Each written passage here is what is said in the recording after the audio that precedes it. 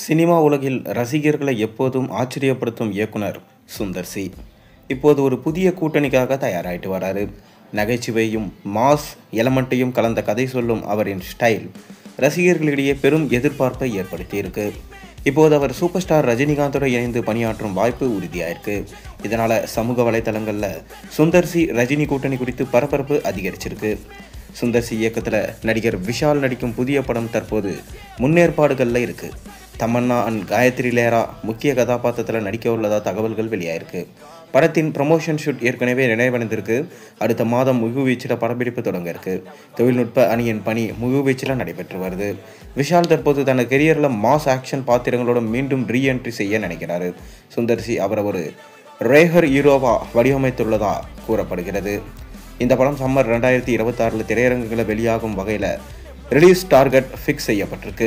ரசிகர்களுக்காக ஏற்கனவே Vishal Sundar C combo back என கூறி சமூக வலைத்தளங்களில் ட்ரெண்ட் செஞ்சுட்டு வராங்க. இந்த படத்துக்கு பிறகு சுந்தர் சி ரஜினிகாந்த் இணையும் ஒரு மெகா ப்ராஜெக்ட் பற்றி பேச்சுவார்த்தைகள் நடைபெற்று வருது. இது பெரும் பட்ஜெட்டில் உருவாகும் விஷுவல் என்டர்டெய்னராக இருக்கும் என கூறப்படுகிறது. இருவரும் இணையும் இந்த முயற்சி தமிழ் சினிமாவுக்கு ஒரு மைல் ஸ்டோனாக இருக்கும் என ரசிகர்கள் நம்பிக்கை தெரிவிச்சுட்டு வராங்க. சுந்தர் சி இயக்கத்தில் வரும் ஒவ்வொரு படத்திலும் காமெடி, ஆக்ஷன், எமோஷன் அனைத்தும் கலந்திருக்கும் என்பதனால ரசிகர்கள் இந்த புதிய படத்திற்காக ஏங்கி காத்து கிடக்கிறாங்க.